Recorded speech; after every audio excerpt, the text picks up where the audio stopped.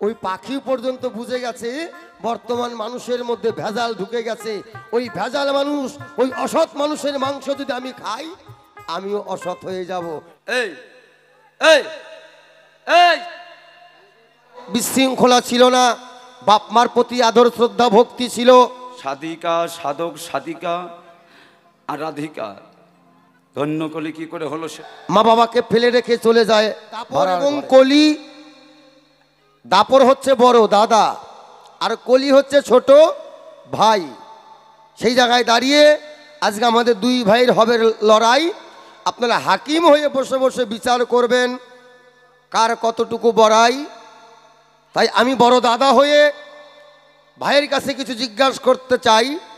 এটা প্রত্যেকটা সংসারেই আছে। কি বড় দাদা হলে তার দায়িত্ব থাকে, যেমন ছোট ভাইকে মানুষ করার দায়িত্ব থাকে, তদ্রূপ ভাই যদি ভালো পথে চলে দাদার মনে খুব আনন্দ হয়। ভাই যদি খারাপ পথে চলে দাদার খুব কষ্ট হয়, কারণ বড় দাদা হচ্ছে পিতা সমতুল্য। তাই যে দাদা ভাইয়ের কষ্ট ভাগ নিবে আর সেই দাদার ভাইয়ের ভালোটাও দেখার দরকার। যে দাদা ভাইয়ের ভালোটা দেখবে, খারাপ দেখলে তাকে শাসন করবে, এটাই নিয়ম। ঠিক সেই জায়গায় দাঁড়িয়ে কও, তোমরা কও, তোমারটা শেষ হোক, তোমার পালা শেষ হোক, তারপর আমরা ধরি। আরো দুই একজন নাই? এটা লকডাউন মানে নাই গো। হ্যাঁ, দূরত্ব বজায় রাখে নাই কে, বোঝা গেছে। হরিবল হরিবল। এইবার তাহলে আমি দাদা হয়ে কলি ভাইয়ের কাছে কিছু জানার জন্য করব জিজ্ঞাসা। দাপর হচ্ছে দাদা, দাদার বয়স হয়ে গেছে। তাই দাদা মনে মনে চিন্তা ভাবনা করলো যে আমি এই সংসারের দায়িত্ব দিয়ে, এই বিশ্ব ব্রহ্মাণ্ডের সংসারের দায়িত্ব আমার ভাই এখন উপযুক্ত হয়েছে, তাই ভাইয়ের হাতে তুলে দিয়ে আমি এখন তীর্থ ভ্রমণ করতে যাব। তাই আমি সুন্দর করে সংসারটাকে সাজিয়ে, ফুলের বাগানটাকে সুন্দর করে সাজিয়ে, জমিনের চতুর্দিক দিয়ে বেড়া দিয়ে যেন ছাগল গরু ভেড়াতে না খায়, ঠিক সুন্দর করে সংসারটাকে সাজিয়ে ভাইয়ের হাতে তুলে দিয়ে আমি গেলাম তীর্থ ভ্রমণ করতে। তীর্থ ভ্রমণ করে এসে হঠাৎ করে মনে পড়লো যে ভাইয়ের হাতে আমি সংসারের দায়িত্ব তুলে দিয়েছি, একটু ভাইয়ের সঙ্গে গিয়ে দেখা করি এই বিশ্ব সংসার কেমন করে চালাচ্ছে। তবে তার আগে ভাইকে কিছু বলার আগে, যদিও হই আমি দাদা, কিন্তু বর্তমান কলির রাজা হচ্ছে আমার ভাই। তাই সম্মান দিলে সম্মান পাওয়া যায়, সম্মান না দিলে সম্মান সেও পায় না। তাই আমি আমার ভাইকে সম্মান শ্রদ্ধা জানাই, কারণ যেহেতু ছোট ভাই তাকে তো আর প্রণাম করতে পারি না, তবু আমার অন্তর দিয়ে তাকে ভালোবাসা এবং শ্রদ্ধা জানাই। জানিয়ে শুরু করতে চাই পালা প্রসঙ্গের ভূমিকার দিকে। ঠিক দীর্ঘদিন তীর্থ ভ্রমণ করার পর দাদার মনে হলো একটু ভাইয়ের কাছ থেকে গিয়ে একটু হিসাবটা নেই, আর দেখি সঠিকভাবে এই বিশ্বময় সংসার, এই যে এই যে মাসি, এই যে এই কটকটি চুপ। তো এবার ভাইয়ের কাছে গিয়ে কিছু জিজ্ঞাসা করি সংসার সঠিকভাবে চলছে কিনা, আমি যেভাবে সংসারটাকে সাজিয়ে রেখে গেছি সেইভাবে সংসারটা চলছে কিনা, যেভাবে মানুষকে আমি কর্ম করার, সম্মান ব্যক্তিকে সম্মান দেওয়ার, মাস্টার মশাই দেখলে তাকে প্রণাম করা, বাবা মাকে সেবা যত্ন করা, সাধুগুরু বৈষ্ণব দেখলে প্রণাম করা, মন্দিরের বিগ্রহ দেখলে তাকে প্রণাম করা, মাথা নিচে করে দুই হাত জোর করে সব কিছু ঠিকঠাক আছে কিনা। কি বলবো আপনাদের, ঠাই এসে দেখি আমি যেভাবে সংসারটাকে গুছিয়ে রেখে গিয়েছিলাম আমার এই ভাইয়ের যুগে একটাও ঠিক নাই। এক নম্বর কথা হচ্ছে আমার যুগে বৃদ্ধাশ্রম ছিল না, দাপর যুগে কোনো বৃদ্ধাশ্রম ছিল না। হয়তো আমার যুগে শিক্ষিতের হার কম ছিল, একটা ঘরে 5টা ছেলে মেয়ে থাকলে হয়তো একজন শিক্ষিত বাবা মায় খুব কষ্ট করে করিয়েছে। কিন্তু বর্তমান আমার ভাইয়ের যুগে একটা ঘরে যদি 4টা 5টা বাচ্চা কাচ্চা থাকে, প্রত্যেকটাই বাচ্চা কাচ্চা ছেলে মেয়েরা লেখাপড়া শিখে, শিক্ষিতের হার বর্তমানে বেড়ে গেছে। তবে আমার যুগে শিক্ষিত মানুষ কম থাকলেও তাদের জ্ঞান বিবেক বুদ্ধি চেতনা শক্তি বেশি ছিল। তারা রাস্তাঘাটে সম্মানী ব্যক্তিকে দেখলে নমস্কার জানাতো, সাধুগুরু বৈষ্ণব দেখলে প্রণাম করত, মাকে বাবাকে আদর যত্ন করত, মন্দিরে গিয়ে প্রণামও করত।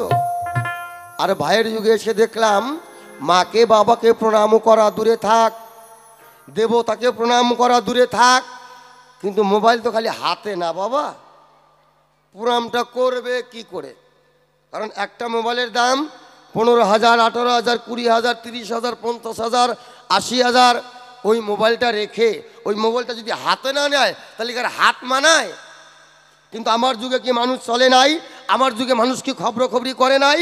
তবে হ্যাঁ, আমার যুগের মানুষ যেভাবে চলাফেরা করছে বর্তমান আমার ভাইয়ের যুগে একটাও ঠিক নাই।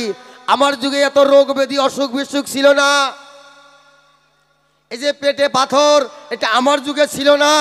হার্ট অ্যাটাক হওয়া, এটা আমার যুগে ছিল না। স্ট্রোক করে মানুষ মারা যায়, প্যারালাইসিস হয়, এটা আমার যুগে ছিল না। যত বুদ্ধি বাড়ে তত লক্ষ্মী ছাড়ে। বর্তমান কলির যুগে এমনও কিছু ছেলে পেলে আছে, বলতে চাই আপনাদের কাছে, আমার ভাইয়ের যুগে মাকে বাবাকে ভাত দেওয়া দূরে থাক, ঘাড় ধাক্কা দিতেও দ্বিধাবোধ করে না। অথচ যে মা যে বাবা একটি সন্তানকে সুশিক্ষায় মানুষ করার জন্য নিজের জমি জায়গা নাই বলে মানুষের জমিতে কাজ করে পিঠে রোদ্দুতে পুড়েছে, বৃষ্টিতে ভিজেছে, মোটা চালের ভাত জমিনের আইলে বসে খেয়ে তারা ইনকাম করে এনে সেই সন্তানকে উচ্চ শিক্ষায় শিক্ষিত করেছে। আর সেই শিক্ষিত সমাজ হয়ে যত শিক্ষিতর হার বেশি হচ্ছে তত বৃদ্ধাশ্রম বেশি হচ্ছে। বল ভাই, আমি কি তোকে এই শিক্ষা দিয়ে গেছিলাম?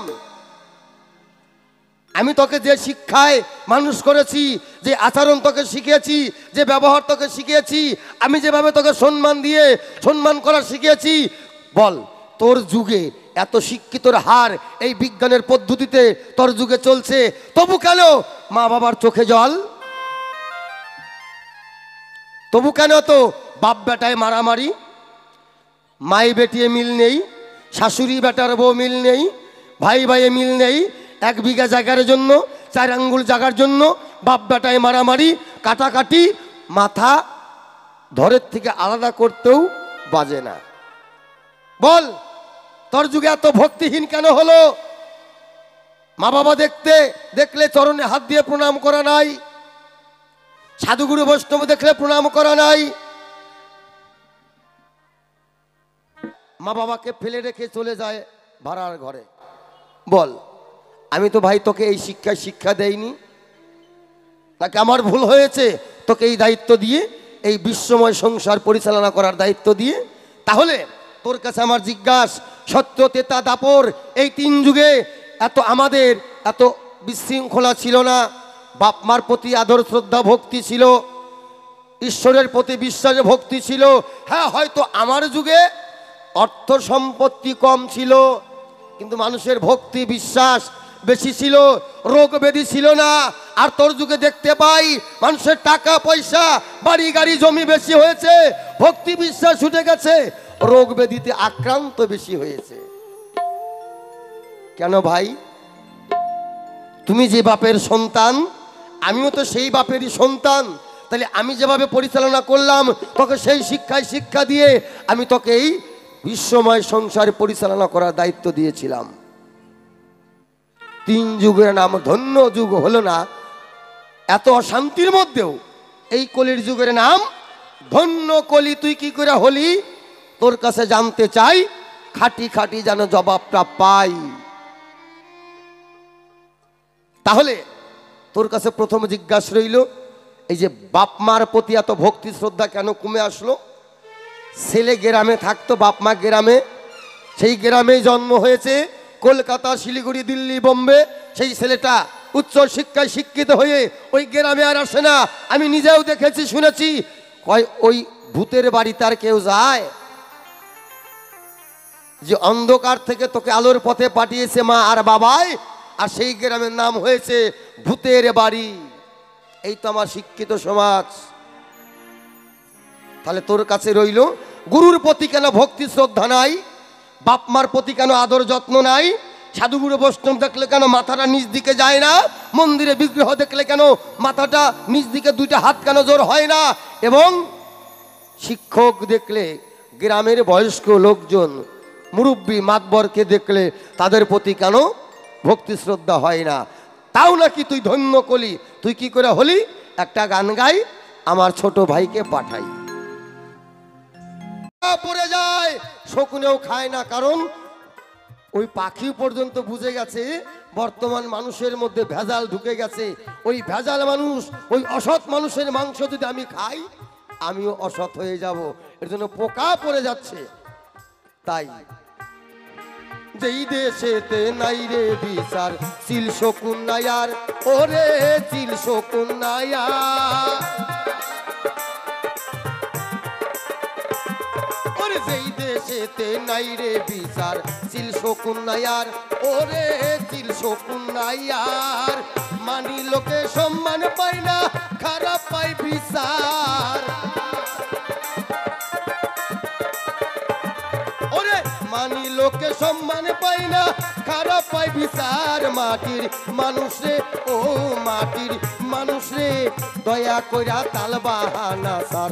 মাটির মানুষ রে, ও মাটির মানুষ রে, দয়া কইরা ভক্কর চক্কর সার। হরি বল, হরি বল, হরি বল।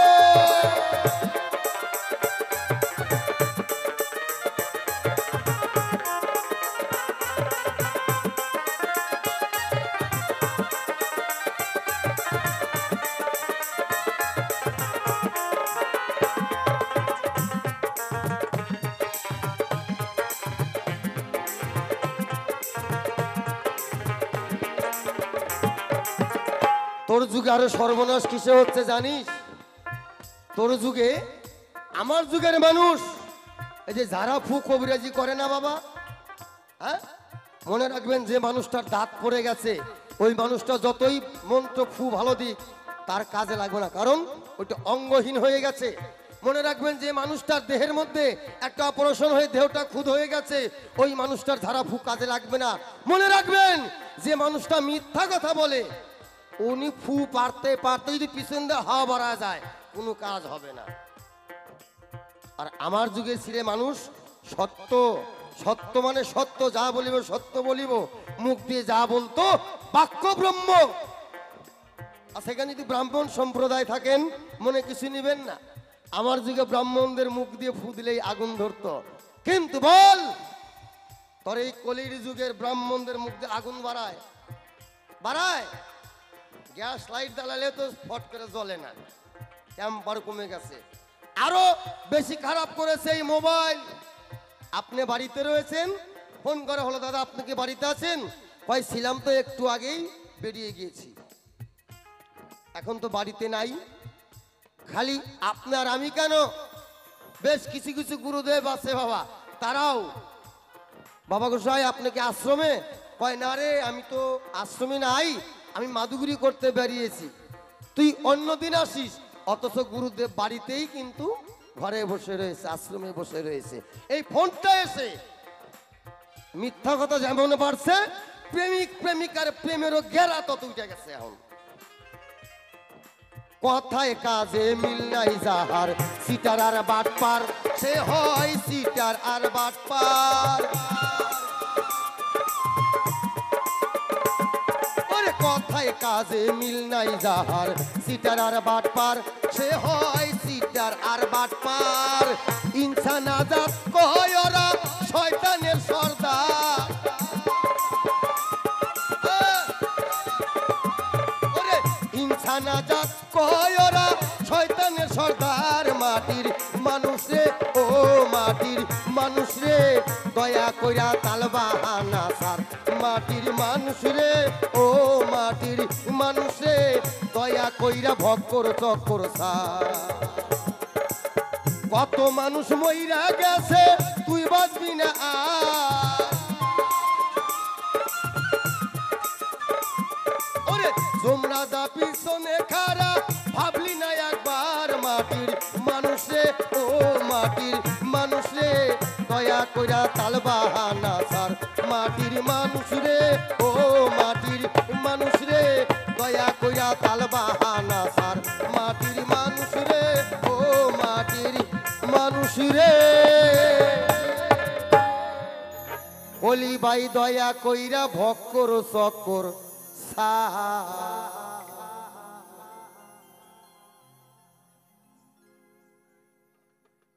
কথাগুলো নিয়ে যাবেন, শুধু বাউলের ঢংটা দেখবেন না, সুরটা দেখবেন না, আগে কথাটার বিচার করবেন। জয় রাধে, তাই তো? এবার বলুন কার কার কেমন লাগছে? ভালো লাগলে একটু উলুধ্বনি, আর ভালো না লাগলে বলছি শালা বলে গালি দিবেন।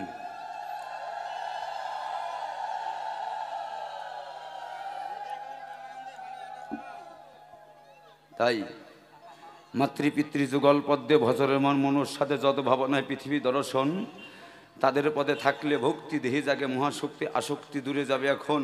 তাই আত্মনিবেদন করে শেষ ভক্তের শ্রীচরণ করিলাম বন্ধন, প্রেমানন্দে হরি বল পাগল মন। একবার হরি বললে যত পাপ হরে, জীবের সাধ্য নাই তত পাপ করে। তাই আজকের যে আলোচনার বিষয়বস্তু কলির যুগ ভালো না বলে গেছে, তাই কথাটা বলি নাই, মনে আছে আপনাদের কাছে বলবার জন্য চাই যে সাধিকা, সাধক, সাধিকা আর রাধিকা ধন্য কলি কি করে হলো সেটা বলতেছিল। তাই হরিবল হরিবল। তাই সে জায়গায় দাঁড়িয়ে অনেক কথা বলতে হবে আপনাদের তব পাশে। যদি কথা ভালো না লাগে বলবেন, অবশ্যই টুনির মার গানও গাওয়া হবে। আমাদের পরে আছে ঝালমুড়ি। যদি বলি কেন, আমার এই ছোটো মেয়ে নূপুর সরকার যিনি, তিনি গান গাওয়াবে এসে, আপনাদের কাছে আনন্দ করবে এসে। তাই আপনাদের কাছে বলবার জন্য চাই, মা তোরা একটু আগিয়ে আয়, বাবাদেরকে একটু বসতে দে, তোরা একটু এই দিকে একটু আগিয়ে আয়, একটু আগিয়ে আয় তোরা। কেন বাবারা দাঁড়িয়ে আছে, অনেকে বসতে পারছে না, তো একটু বসার সুযোগ করে দে। তাই আমার ভক্তিমতী মায়ের চরণে ভক্তিপূর্ণ প্রণাম জানিয়ে শুরু করছি আজকের পালা গান।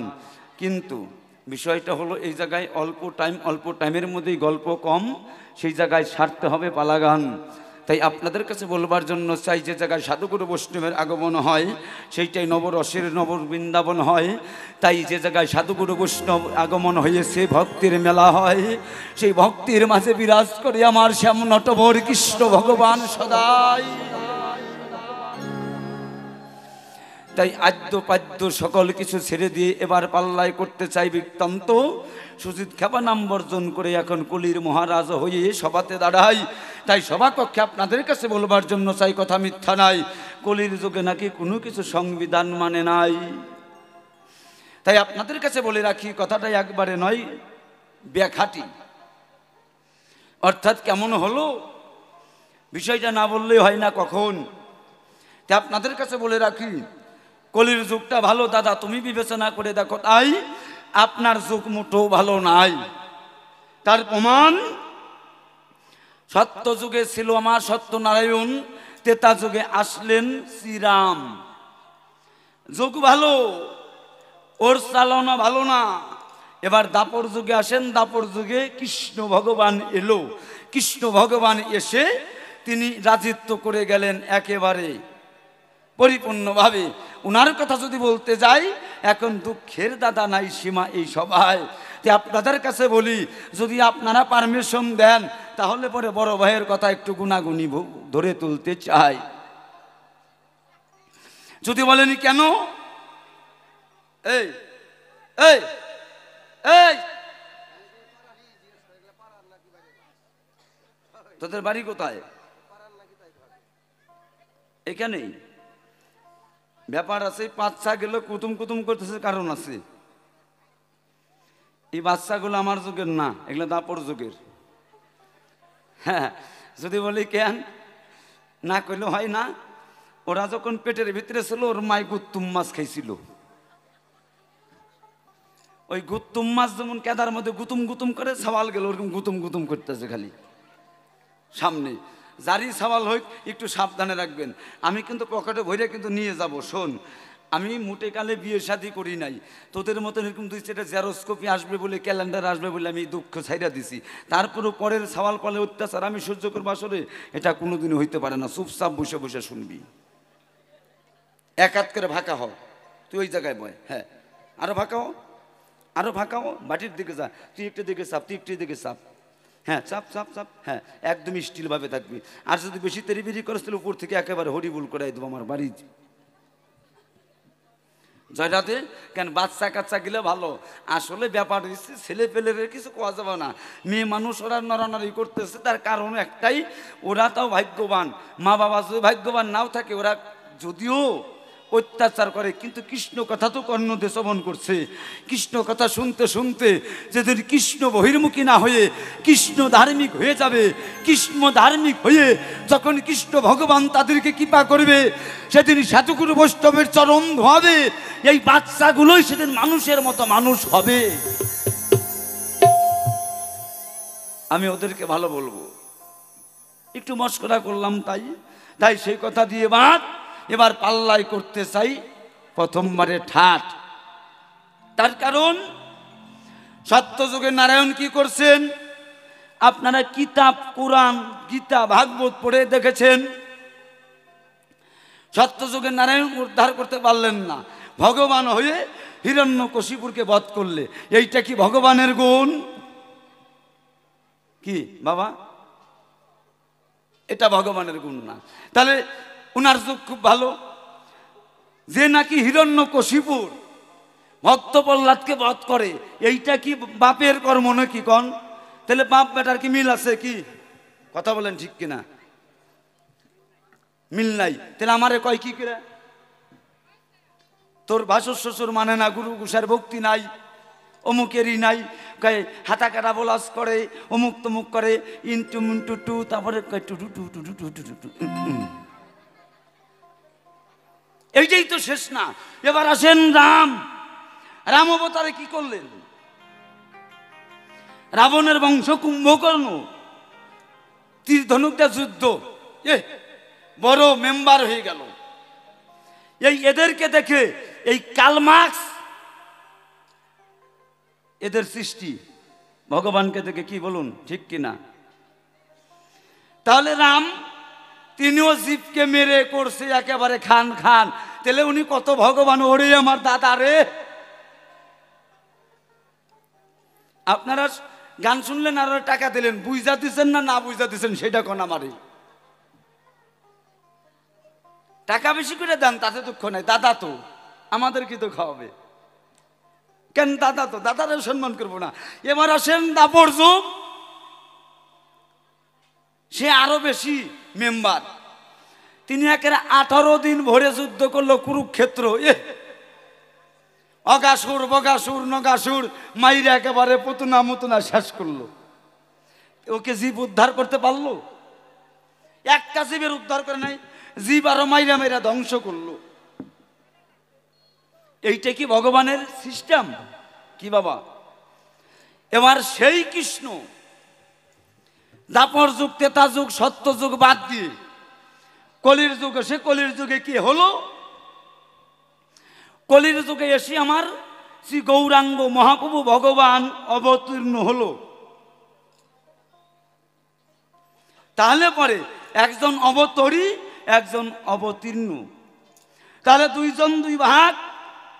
এবার কলির যুগ ধন্য হলো। এবার চাইছে বরদাদা তুই দেখ কি করে ধন্য হলো। 4 যুগের 4টা চার্জশিট বানানো হলো। যখন কোর্ট মামলা করে, কোর্টে যখন যায়, কোর্টে গেলে পরে হাইকোর্ট, জজ কোর্ট, সুপ্রিম কোর্ট, তাহলে পরে এই 3 কোর্টে গিয়ে ব্রহ্মা বিষ্ণু শিব, ব্রহ্মার সৃষ্টিকর্তা ব্রহ্মা, তার সন্তান আমরা 4 জন। তারা কারা? এই 4 যুগের 4 জন হয়ে আমি কলির সংবিধান বললাম, এত কঠিন ভজন কলির জীবকে দেওয়া যাবে না, এই সংবিধানটাকে একটু বদলিয়ে দাও। আমি বিষ্ণু ঢুকে গেলাম, বিষ্ণু কয় এটা আমার দ্বারা বিধান নাই। গেলাম শিবলোকে, শিব কয় আমার কাছে কোনো বিধান নাই। গেলাম আমি ব্রহ্মলোকে, ব্রহ্মা কয় এটাও আমার কাছে কোনো বিধান নাই। তাহলে বিধান পাবো কোথায়? কয় তুমি যাও মত্তে, সেই মত্তে তুমি গোলকধামে যাও। গোলকপতি যিনি, রাধারানী রাষ্ট্রপতি হলেন তিনি। আপনাদের কাছে বলবার জন্য চাই, রাষ্ট্রপতি শাসন যদি হয়, কিসের মেম্বার সরকার করে রায়?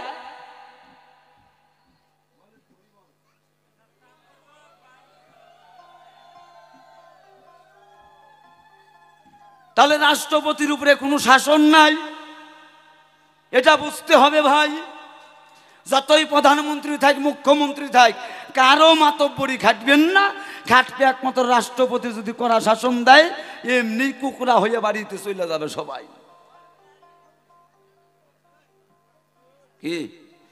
তাহলে রাষ্ট্রপতিকে আমার শ্রীমতী রাধারানী, যে রাধারানীর খাস ভান্ডারে গোলকে গোপনে ছিল হরি নাম, সেই নামের বিধান দিল নিতাই চাঁদকে এনে। নিতাই চাঁদ হেমনন্দ বাহু তুলে প্রেমানন্দে হরি বলে, কৃষ্ণ বলে জীবের মুক্তি মুখ্য দেয় দেখো ভেবে। এই কারণে ধন্য কলি আমি তোমারে জানাই, রাধা রানীর খাস ভান্ডারে নাম ছিল রে ভাই।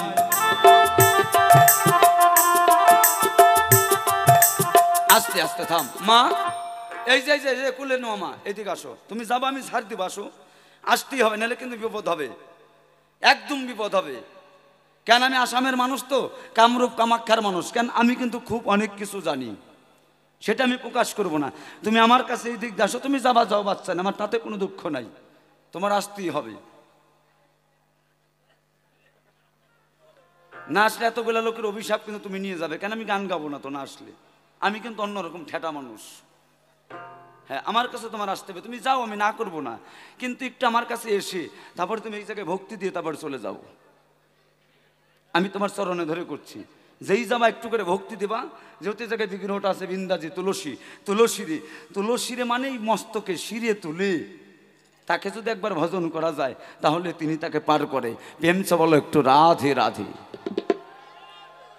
আয় আয় এমা, আয় আয় আয়। তুই যত জোরে, আমার চোখ কিন্তু তোর দিকেই আছে, এই দিকে আমার চোখ মুটোও নাই। দরকার পড়লে তোর বাড়ি অব্দি যাবো হাঁটতে হাঁটতে, গান বন্ধ করে। আয়, আসতেই হবে। হ্যাঁ, আয়, খালি হাতে আসিস না মা, মানি ব্যাগটা খোল। হ্যাঁ, মানি ব্যাগটা খোল মা। হ্যাঁ, বনিবারটা একটু করি। হ্যাঁ, মানি ব্যাগটা একটু খোল। যদি না থাকে কারোর কাছে ধান নে, পরে তুই কালকে দিয়ে দিস, দে। লাগে আমার কাছ থেকে নে, দরকার পড়লে ঋণ থাকলে আমার কাছে থাকবি, পরে ওই ঋণে তুই, ঋণ থাকা বড় দোষ, পরে হবে আফসোস। ওয়ানের বই আছে না, দে কিছু দিয়ে তারপরে যা। হ্যাঁ, এই টাকাটা কিন্তু আমি নিব না। যদি কেউ কেন যেই উঠবে তার এক টাকার জরিমানা। কালকে নরনারায়ণ সেবা আছে, ওই সব টাকা সেবার জন্য রেখে যাবো। আমি কিন্তু টাকা নেওয়ার মানুষ না, এটাও বলে দিই। কি সুভাষ দাদা? হ্যাঁ, এই দিক দেয়, আয়, জুতা নিয়ে তুই উঠিস না, এই দিক আয়। হরি বল হরি বল। এতে কোনো রাগ করলি মা? জায়গা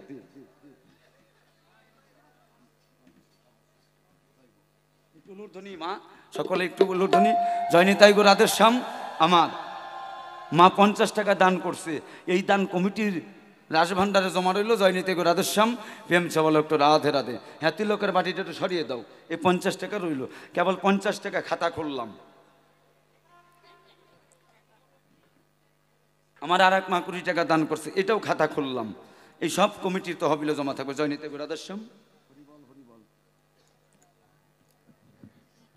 তুমি আবার আমার গায়ে লিখে দিবা? হায় রে, এটাও কমিটির তহবিলে জমা থাকবে। আমি যাওয়ার সময় ঠিক খুলে দিয়ে যাবো। আমার ধর্ম এইটা। যদি বলেন কেন, দানে দুর্গতি খণ্ডে, ভজনে খণ্ডে পাপ। কালকে যেই যে দানের পরিবর্তে যে ভজনটা হবে, ভজনে সবার পাপ মুক্ত হয়ে যাবে। যদি কিঞ্চিত কিঞ্চিত ভজনের জন্য আপনারা দান করেন, এই দানের উপরে দানই নেই। ওই বৃন্দাবনে মঠ মন্দিরে গিয়ে ওই ক্যাশ বাক্সে দেওয়া যে কথা, এই জায়গায় ধর্ম অনুষ্ঠানে দেওয়া সে কথা, এটা জানে কে? একমাত্র জানে হরি ভক্তি বিলাস মালগ্রন্থ মধ্যে পরিষ্কার আছে, ভক্তের অধীন ভগবান। কিন্তু ভক্ত যদি দেয়, সে জায়গায় ভগবান নেমে আসে। তাই ভক্তের হাতে জুড়ি বাজায়, সেই জায়গায় প্রেমানন্দে গৌর সুন্দর নেচে গিয়ে ভক্তকে উদ্ধার করে নেয়।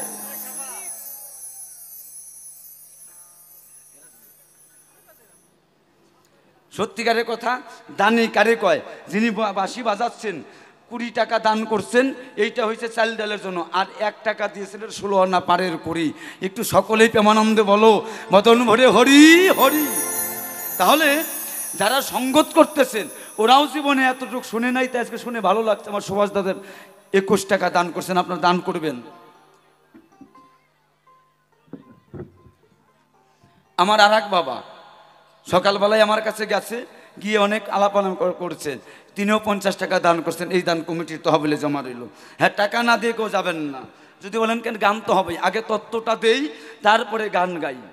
তাই সে জায়গায় দাঁড়িয়ে তাহলে ধন্য কলি কেন হলো? এই কৃষ্ণ নাম, হরে কৃষ্ণ নাম করার জন্য হরি নাম রাধারানীর খাস ভান্ডার থেকে যখন এনে দিয়েছে, তার জন্য কলির যুগটা ধন্য হয়ে গেছে। দাও শাশুড়ি দাও। ছোট্ট একটা শিশু, সেজন্য হয় রামকৃষ্ণ যিশু। ওকে পড়ানো ভরে আশীর্বাদ করবেন। বিদ্যা বুদ্ধিতে সরস্বতী যেন করে কৃপা, প্রেমানন্দ আশীর্বাদ করবেন। ভক্তবৃন্দ আপনারা যিনারা হরি হরি বলে সকলেই পান ভরে আশীর্বাদ করবেন বাচ্চাটাকে। তাহলে ধন্য করলে এই কারণে হলো, প্রথম প্রশ্নের জবাব চলে গেল। এবার ব্রাহ্মণের মুখে কেন আগুন নাই, সেই কথাটা কলির থেকে বলতে হবে আমার সেই দাদাকে সবাই। তাহলে পরে একটা কথা তোমার কাছে বলতে চাই, এইভাবেই করে যখন 525 বছর আগে, তখন কিন্তু দাপর যুগই ছিল। কৃষ্ণ ভগবান কলির যুগে আসবে বলে, কি ভাই তোরা যাস কেন? হ্যাঁ, তোরা চলে যাস না? মিস কল দিছে কেউ?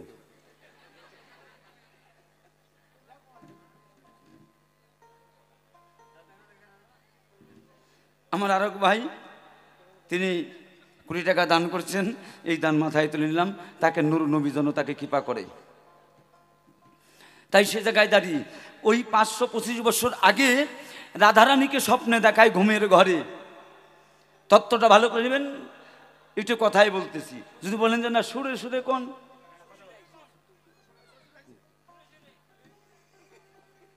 এবার আমার শ্বশুর মশাই এসে 10 টাকা দান করছে। শ্বশুর যেন ভালো থাকে, সরস্বতী যেন কৃপা করে। প্রেম চেপ্ট বলেন সবাই রাধে রাধে। খালি 10 টাকায় 100 টাকা পাইতেছি, 500 টাকা কালারিং নোট কিন্তু আসছে না। হ্যাঁ, এরকম সবাই দেন। 20 টাকা করছে দান, এই দান কমিটির তহবিলে জমা রইল। আর কেউ টাকা নিয়ে আসবে না, টাকা একবারে আনবেন। একটু কথাটা বলতে দেন, পালাটা নামাই। টাকা তো নিবই, না নিয়ে যাব না, টাকা দিতেই হবে আজকে। কারণ কালকে যেহেতু দেখলাম 1 টোটো ভৈরা একের সবজি নিয়ে আসলাম আমার ছেলেরা, আমি দেখে তো আত্মহারা হয়ে গেছে। বাহ, এই তো সাধুর মেলা। তাই সেই রাধারানী বৃন্দাবনে যখন ছিলেন, তখন ঘুমের ঘরে নবীন সন্ন্যাসী, তারপর পুরুষের পরকীয়া ভাব করতে কৃষ্ণ স্বপ্নে দেখায় ঘুমের ঘরে। যদি স্বপ্নে দেখাতে পারে, স্বপ্নের ঘরে রাধারানী কেঁদে কেঁদে বলছেন, হে কৃষ্ণ কালো শশী পাননাথ, আমি আজকে পরপুরুষের সঙ্গ করতে চেয়েছিলাম, আমার ঘরে কে যেন এসেছিল জানো? আমি তখন সেই কৃষ্ণ বলল, না রাই রাধে, তা নয়, আমি এই দাপর যুগ ছেড়ে আগত কলির যুগে যাব। আমি তোমার পূর্বের আবাস তোমার কাছে দিয়ে যাচ্ছি। তোমার যে প্রেমের ঋণ, তুমি যে আমার প্রেমময়ী রাই, তোমার ঋণ শুধিতে পারবো না। আমি সেই ঋণ শোধাবার জন্য কাঙালের বেশে কলির যুগে যাব। হারাই হারাই করে ধুলাই লুটে পড়ব। রাধে, আমি তোমাকে পূর্বের আবাস পরম পুরুষের আভাস দিয়ে গেলাম। আমি তোমার কাছ থেকে আজ থেকে আমি কলির যুগে যাব। রাধারানী বললেন, না ভগবান, প্রিয় সখী, সখীদেরকে কেঁদে কেঁদে নয়নের জলে বলছে, সখী রে, আজ বুঝি আমার কৃষ্ণ বুঝি আমার কুল থেকে চলে যাচ্ছে, কোথায় যাবে? কৃষ্ণ বলছে আমি তো চিরজীবন ভগবান থাকলাম, আমি একটু ভক্ত রূপে ভক্তের পদতলে নেব, আর পদতলে নিয়ে দোলাই গড়াগড়ি যাব, আর কৃষ্ণ নাম কলির জমকে হরে কৃষ্ণ বলে জীবের উদ্ধার করবো জানো রাই।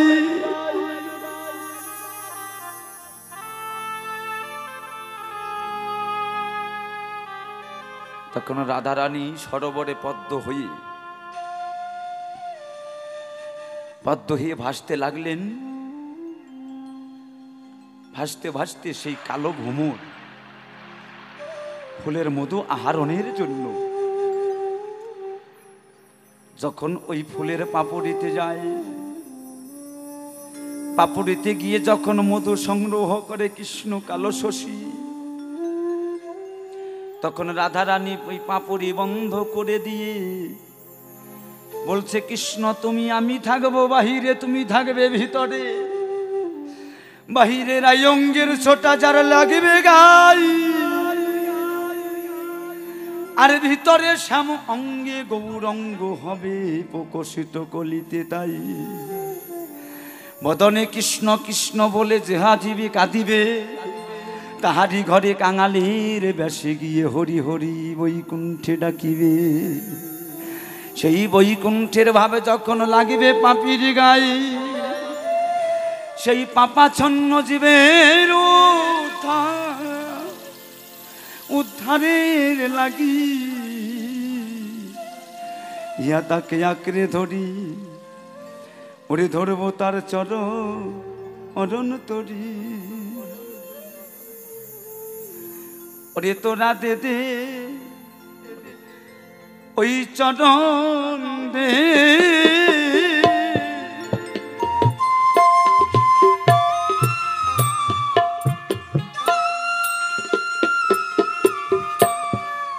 দে দে তোরা ভক্ত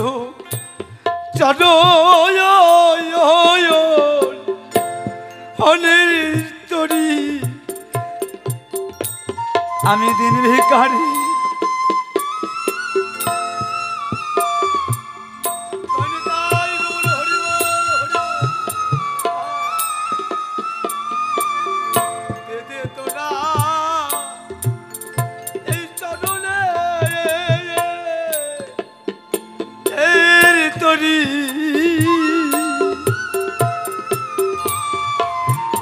আমি দিন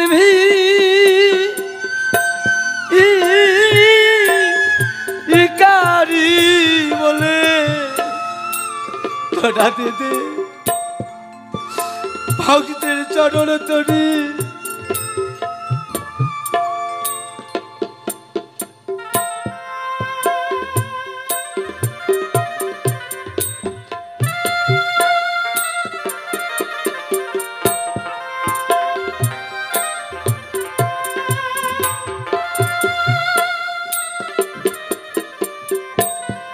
আমি কাঙালে মেশে ভিক্ষা মাগি, তোরা দে দে ভক্তের সেই চরণে এর ধুলি।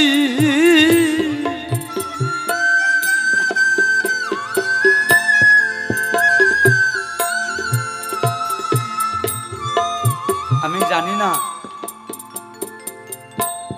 আমি আর এই আসরে আসতে পারবো কিনা।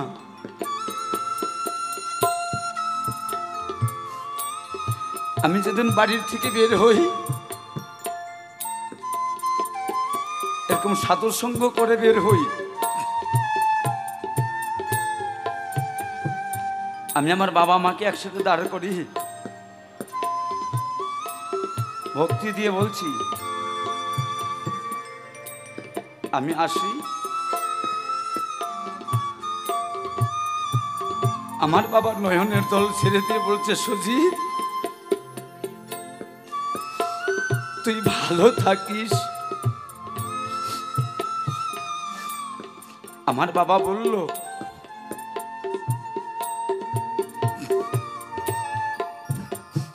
এই দাদাও গিয়েছিল, দাদাকে ছেলের মতো ভালোবাসে, আমি যেন সাধুগুরু বৈষ্ণবের চরণ ছাড়া যেন হই না। রেখে দেন, তোদের মতো সাধুগুরু বৈষ্ণবে যদি একটু চরণের ধলে পাই, সুজিত খাবার জীবনটা ধন্য হবে। তাই পড়ার পরে একটু হিংসা নিন্দা ছেড়ে দিয়ে সবাই একটু ডাক।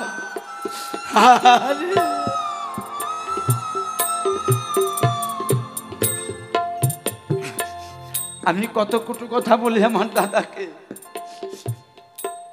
ও মানুষের কাছে ভাই বলে সম্বোধন করে।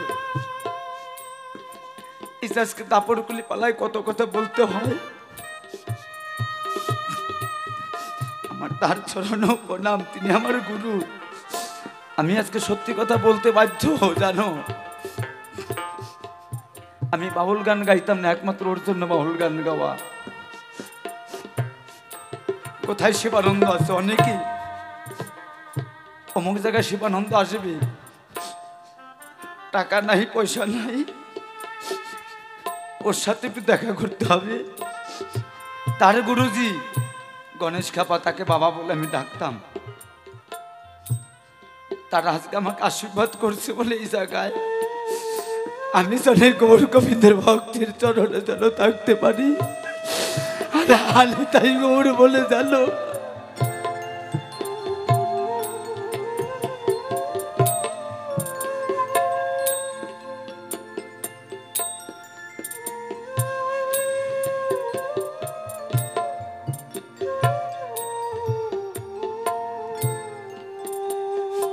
আমি জানি না আমার জায়গায় সাধুর সঙ্গ হবে কিনা। আমি যে বাড়িটায় আছি তার ছোট ছেলের নামও সুজিত। আমি শুনতে পেলাম নামে নামে জমে টানে। আমি সেই বাবার চরণ আমার ভক্তিপূর্ণ প্রণাম। আমি যেন কাঙালের বেশি যেন হরে না,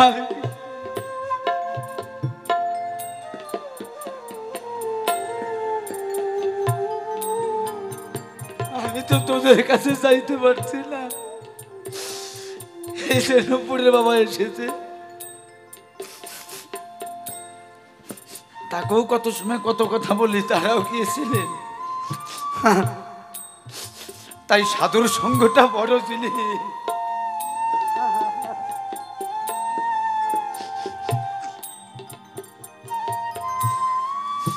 সাধুর সঙ্গে অনেক বেশি ভালো হয় জানিস। এ জায়গায় কে সাধু কে অসাধু বলা যাবে না। প্রত্যেক জনায় প্রত্যেকে একটু চরণের ধরে আপন অঙ্গে মাখ, নিজের বেধিকে দূর করে নে। যারা যেভাবে বসে আছে একটু চরণের ধুলি। আমায় দাও দাও ভক্তের চরণে ধুলি,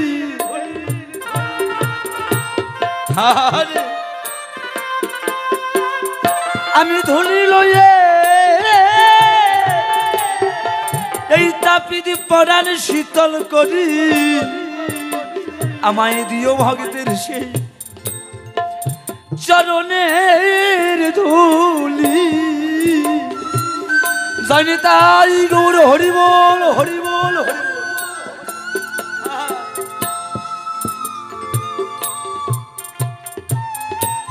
আয় না তোরা আয়, আমার আয় রে ভগত, আমার আয় রে বকে হারে।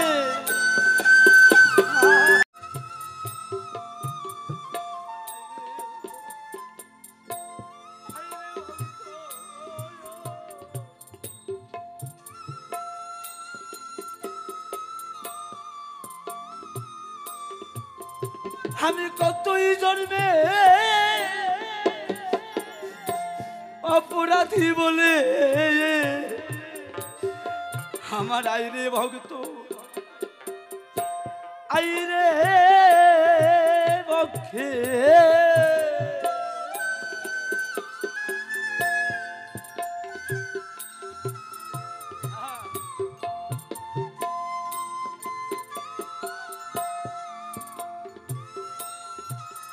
তোমরা ধরো ধরো নিতাই চরণ ধরো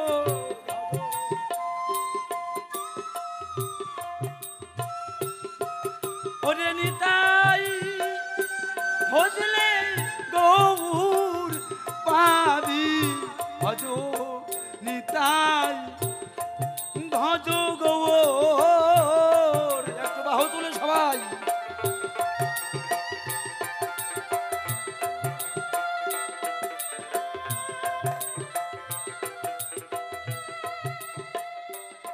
ওরে নিতাই ভজলে গৌর পাবি গৌর ভজলে বজে যাবি হরি বল হরি বল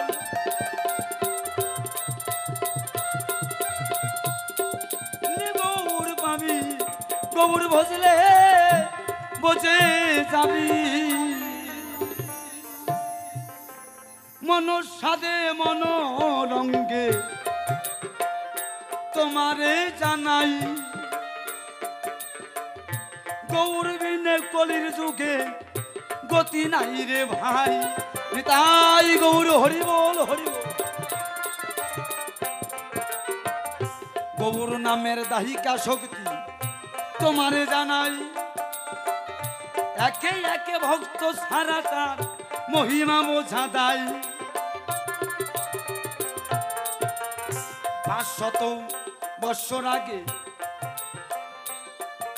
আমার যখন গৌর আসে কলির যোগে সেই 500 বছর আগে ব্রাহ্মণ সমাজ ছিলেন ব্রাহ্মণ সমাজ জয়নিতাই আয়ুষ্মান ভব ভালো থেকো বাবা ঠিক আছে তখন সেই ব্রাহ্মণ সমাজ যখন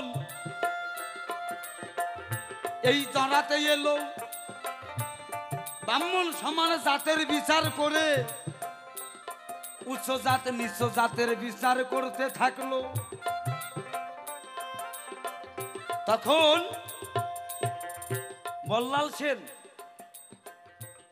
বল্লাল সেনের কাহিনী প্রত্যেকটা মানুষ জানেন আপনাদেরকে শোধাই তখন সেই ব্রাহ্মণ সমাজ বললেন আর গৌরাঙ্গ মহাপ্রভু ব্রাহ্মণ হয়েও তিনি কে মুসলমান কে হিন্দু কে খ্রিস্টান কারো জাতপাত মানেননি সে কি বললেন সাম্যবাদ ভজন দিলেন শেখ মুসিডং সামার তোরা সবাই আমার হেমদণ্ড বাহু তোলে সবাই হরি গুণগান তখন এই দেখে ব্রাহ্মণ সমাজ গৌরাঙ্গকে এক ঘোড়া করে দিল শশী রানীকে বললেন শশী রানী তোমাদের আমাদের সমাজে রাখা যাবে না নিমাইকে নিয়ে কেউ খায় না ব্রাহ্মণরা তাকে এক ঘোড়া করে দিল সমাজ ত্যাগ করে দিলেন যখন ত্যাগ করে দিলেন তখন সেই ব্রাহ্মণ শশীমাকে বললেন একটা বিধান আছে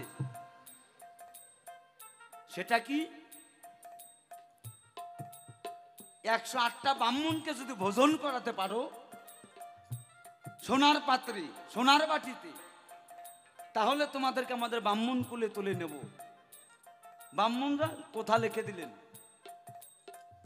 তখন সেই শশী রানীকে দেখে দে নয়নে জলে ভাসে কোথায় পাবো সোনার থালা সোনার বাটি আমার নিমাই গরিব কাঙ্গাল বেশে ঘুরে দেখো জানি তাই গৌর হরি। তখন সেই নিমাইকে কেঁদে কেঁদে ওই যে শশী কয়,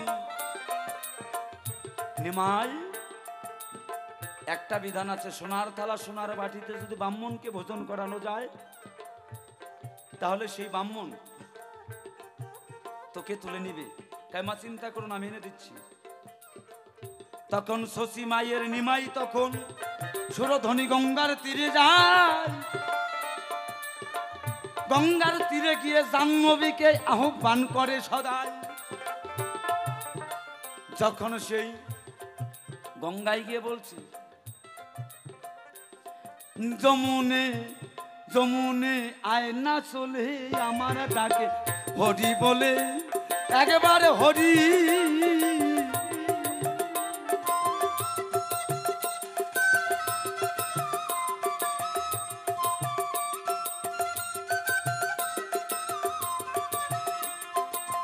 তখন জাহ্নবীকে আহ্বান করে, জাহ্নবীকে যখন আহ্বান করেছিলেন, দিয়ে দাও, আহ্বান করে তখন গঙ্গা বললেন, বলো কি? মা, গঙ্গা আমি বড় বিপদে পড়েছি। বলছে, কি বিপদ বলো হে গৌর হরি? তখন গৌর হরি বললেন, আমি এই বিপদে পড়েছি, আমার 108টা সোনার থালা সোনার বাটি চাই। তখন গঙ্গা ঢেউ দিয়ে সোনার থালা সোনার বাটি সেই চড়াই উঠিয়ে দেয়।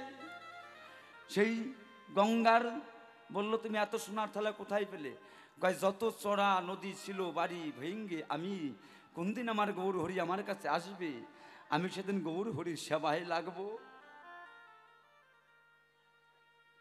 আমি সে ভগবানের সেবায় লাগবো, তার জন্য জুড়িয়ে রেখেছি।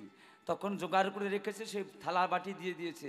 যখন থালা বাটি দিয়ে দিয়েছে, থালা বাটি দেওয়ার পরে মা শশী রানীকে নিয়ে বলছে, নাও মা, তুমি সোনার থালা নাও, ব্রাহ্মণ নিমন্ত্রণ দাও। তখন সেই ব্রাহ্মণ নিমন্ত্রণ করে আনে। ব্রাহ্মণকে বলল, যাও গঙ্গায় স্নান করে আসো। তখন গঙ্গা জাহ্নবীকে নিমাই মনে মনে ভেবে তাকে বলল, তুমি 40 মাইল দূরে চলে যাও। যখন 40 মাইল দূরে চলে গেছে, ব্রাহ্মণ সমাজ জল পাইল না গঙ্গায় গিয়ে, ব্রাহ্মণ সমাজ করলো ভীষণ বেকাদায়। তখন বলল যে কাজীর বাড়ির কুয়ায় জল আছে। নিমাই সন্ধান যখন দেয়, তখন ব্রাহ্মণ সমাজ কয়, কাজীর বাড়ির জলে তো আমার হবে না, আমার জাতপাত আছে। মুসলমানের কুয়ায় যদি জল আনতে যাই, সেই জলের মধ্যে তো আমার জাত লুকিয়ে আছে। যদি জাত লুকিয়ে থাকে, তখন এই কথা বলার পরে সেই জাত লুকানোর জন্য বলছে, এটা হবে যদি চাকের মধ্যে বাড়ি না লাগে। তখন যখন ব্রাহ্মণ সমাজ জল তুলতে যায়, তখন সেই গৌরাঙ্গ মহাপ্রভু পবনদেবকে স্মরণ করে। পবনদেবকে কয়, হে পবন ঠাকুর, তুমি আমার কথা নাও, ওই কাজীবাড়ির কুয়ার মধ্যে তুমি যখন বালতিতে ব্রাহ্মণের জল তুলবে, তুমি ঢোলানি দিয়ে চাকের মধ্যে বাড়ি লাগাইয়ে দিবে। যখন বাড়ি লাগিয়ে দিবে, তাহলে পরে ব্রাহ্মণের জাত যাবে কোথায়? জাত থাকে কে চন্ডাল কে মুসি, ব্রাহ্মণ এই জাত তৈরি করছে। তখন বলছে, ধাক্কা লেগে যখন অশুদ্ধ হয়ে গেল, ব্রাহ্মণ তখন পণ্ডিত একটা বিধান বাড়ি করলো, চলমান জল হলে পরে সেই জলে স্নান করলে পরে কোনো দোষ থাকে না ভবের বাজারে। তাহলে চলমান জল কেমন করে হবে? ওই কুয়ার পারে একটা খাল করছে, আর একটা খাল করছে, ড্রেন খুঁজে দিয়েছে। কুয়ার থেকে জল উঠাই এই খালের মধ্যে ছাড়ে, এই খালের জল ওই খালে গিয়ে পড়ে। তাহলে চলমান জল হলো, সেই জল দিয়ে স্নান করতে গেল। স্নান করে যখন গৌরাঙ্গর বাড়ি এলো, গৌরাঙ্গর বাড়ি এসে বলছে, নেমে আমরা এসেছি স্নান করে, ভালো তথাস্ত মেনে নিলাম। তাই তখন কলির ভগবান যিনি আমার শ্রী গৌরাঙ্গ নিমাই বলল, আমি চাল দেব, ডাল দেব, জল দেবো, আগুন দেব না ব্রাহ্মণ রে। তাই আগুন নাই মুখে, কলির যুগে ব্রাহ্মণের মুখে আগুন হবে। তখন আগুন দেয় নাই। ওই 108টা বুড়ো ধুড়ো ব্রাহ্মণরা তখন ওই ফু পারতেছে, এ দাঁড়ের ফু ও দাঁড় দিয়ে বাড়ি হচ্ছে, আগুন আর জ্বলে না রে, আগুন জ্বলে না। বলছে নিমাই পড়েছে ভীষণ বেকায়দায়, আগুন জ্বলবে কি করে, একটি বিধান দিয়ে দেওয়া চাই। তখন নিমাই বলল, কাজী বাড়ির ঘরে আছে একমাত্র হাবুল্লাহ মুন্সির ছেলে, তার নাম হলো হারেস। সেই জবন হরিদাসকে যখন ডাকে, হরিদাস তখন উচ্চ সুরে হরিনাম করে কাম বিষ্কাম গায়ত্রী ডেকে যখন নাকি হরে কৃষ্ণ হরে হরি বলে যখন দিল তখন আগুন জ্বলে গেল উনানে। সেদিন থেকে জাতপাতের সাম্যবাদ ভজন দিল গৌরাঙ্গ মহাপ্রভু, ধন্য কলি করলো সবাতে। ওই যে অভিশাপের ফলে আগুন ছিল না ব্রাহ্মণের কাছে। প্রত্যেকটা মানুষ ব্রাহ্মণ, জবনটাই ব্রহ্ম শক্তিকে যিনি ঠিক রাখতে পারে তিনি ব্রাহ্মণ, তার মুখে আগুন জ্বলে। ওই বিড়ি ধরালে আগুন জ্বলে, ওইটা দেখে লাভ নাই দাদা। এবার ব্রাহ্মণের সেবার জন্য আপনাদের কাছে কই, ব্রাহ্মণের সেবা দিতেই হবে। শুধু এই ব্রাহ্মণ নয়, আমার এই গৌরাঙ্গ মহাপ্রভু ব্রাহ্মণ, এবারে দিতে হবে কিছু করি, সেই করিতে ধন্য হবে সকল আমার নগর আদি নগরবাসী। অনেকে অনেক টাকা দিয়েছেন, এই মুহূর্তে যদি টাকা দেন টাকাটার কিন্তু গুণ আছে আলাদা, দিতেই হবে। যার যার কাছে আছে দাও, তোমরা দাও। এই যে এত ছোট অনুষ্ঠানের মধ্যে ওরা যে নরনারায়ণ সেবা করছে, এই সেবাটা কালকে হবে। 64 মহন্তের যেটা ভোগ, 8টা পাপুরে 8টা শকির থেকে 8 64 মহন্ত, সেই জায়গায় মহাপুর ভোগ হবে, তাই কিনা রে? তাহলে মহাপুর ভোগের অধিকার আপনারা হন, দাও, দিতেই হবে। আসো, হ্যাঁ, এই যে 10 টাকা করছে দান। ওরে জয় গুরু বলে ডাকই আমার মন, জয় গুরু বলে, এই যে আমার এক মায়ের সে 50 টাকা দেন, জয় গুরু বলে, আর এক মায়ে 10টি টাকা সবাই করছে দান, কে জয় গুরু বলে, আর এক বাবা 100 টাকা সবাই করছে দান। কে জয় গুরু বলে, কত টাকা কত দিকে চলিয়াছে চাই, মুখে জয় গুরু বলে, আসো আসো মাতা মাসি দান করো সবাই, মুখে জয় গুরু বলে, আজকের দান করলে পরে হবে ভব পারি, মুখে জয় গুরু বলে, আমি শুধু গৌরাঙ্গির পাশের উকিল বলে, জয় গুরু বলে, এই দানেতে দানি মানি হরিশ্চন্দ্র পায়, জয় গুরু বলো, দান করিয়া হরিশ্চন্দ্র স্বর্গে চলে যায়। জয় গুরু বলো, এইভাবেতে দান করো মাতা মাসি যারা, জয় গুরু বলো, আমাদের গান শেষ হয় নাই বলি আপনাদেরকে না, জয় গুরু বলো, এই দানেতে দানে খুশি হবে ভাগ্যবান। জয় গুরু বলো, আর এক কৃষ্ণ ভক্ত এসে 51 টাকা দেন, জয় গুরু বলো, 500 100 করে দিবেন সবাই এসে, জয় গুরু বলো, এই দানেতে নরনারায়ণ সেবা কালকে হবে। জয় গুরু বলো, বলেছিলাম 100 কেজি চালি আনবেন পটে, জয় গুরু বলো, অন্ন ভিক্ষার করে কিন্তু যাই সুদামা ঘরে, জয় গুরু বলো, সুদামারি ঘরে যখন কৃষ্ণ কাঙাল যায়, জয় গুরু বলো, সুদামা যে চিরার নাড়ু ভিক্ষা করে খায়, জয় গুরু বলো, এইভাবেতে দান করো দানি মানি বসে। আমার আর এক বাবা 100 টাকা দান করছে। ও দাদু ভাই, আমার আগের দিন আর আগের মতো নাই,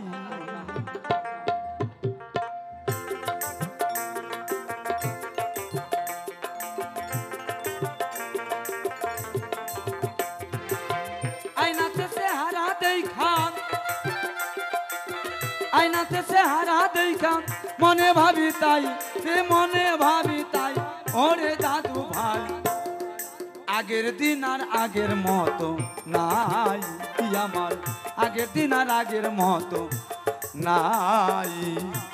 একবারই তাই গৌর হরি বল হরি বল হরি বল।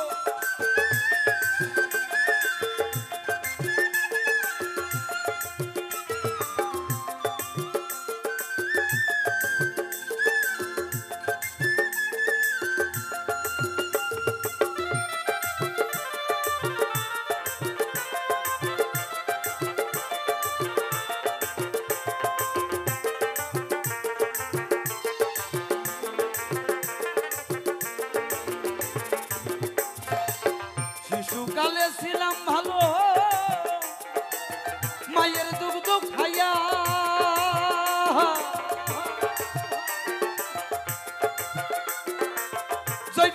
গেল আমার সুন্দরী বউ পাইয়া। শিশুকালে ছিলাম ভালো মায়ের দুগ্ধ খাইয়া, জৈবনেতে গেল আমার সুন্দরী বউ পাইয়া।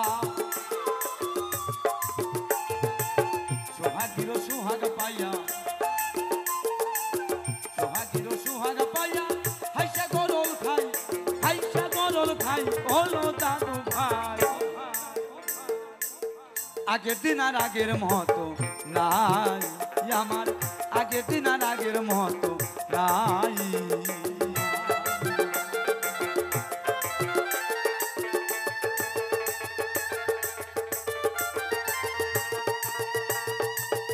হরি বল হরি বল হরি বল হরি বল।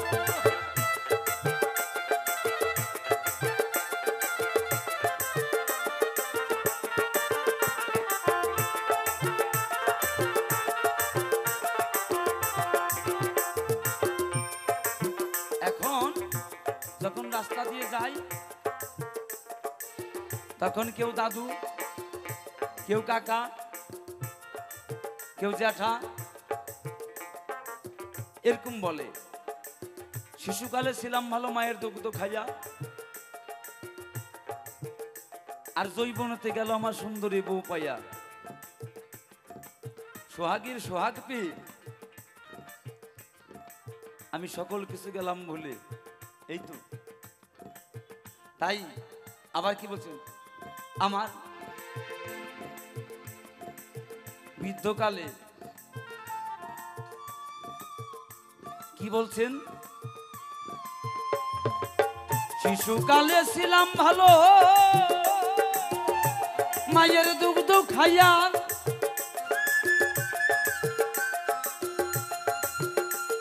আমার জৈবনেতে গেল ও আমার ওরে সুন্দরী বউ পাইয়া পাইয়া। সোহাগীর সোহাগ পাইয়া, সোহাগীর সোহাগ পাইয়া, হাইসা গরল খাই, হাইসা গরল খাই ওর দাদু ভাই।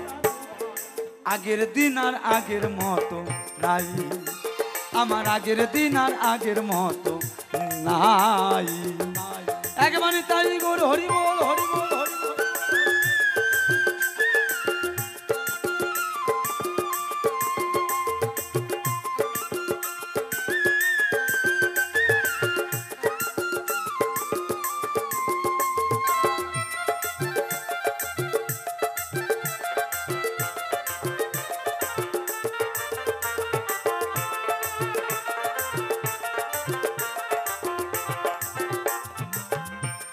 বলছেন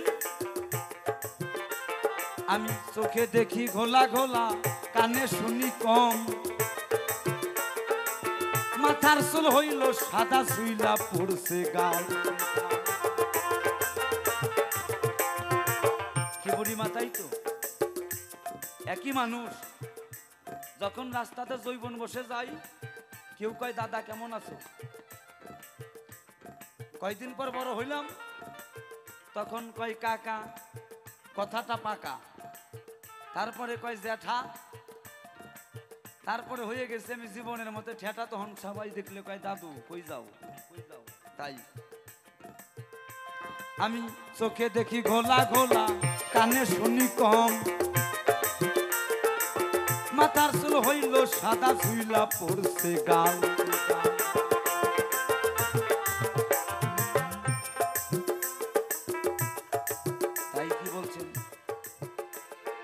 রাধা মোহন বলে এখন, রাধা মোহন বলে এখন ওরে কাছে আসে জয়।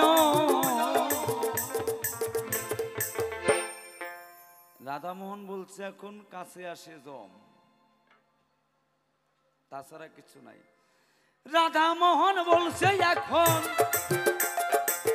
রাধা মোহন বলছে এখন ওরে কাছে আসে জম, ওরে কাছে আসে জম ওরে দাদু ভাই। আগের দিন আর আগের মতো নাই আমার, আগের দিন আর আগের মতো নাই। একবানি তাই গুরু হরি বল হরি বল হরি বল।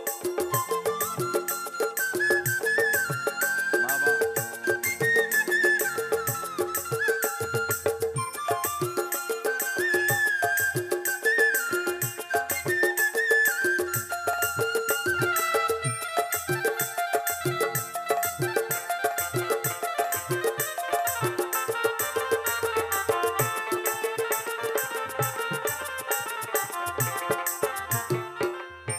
ভাবেতে ভাবে কথা আমার গেল জানা।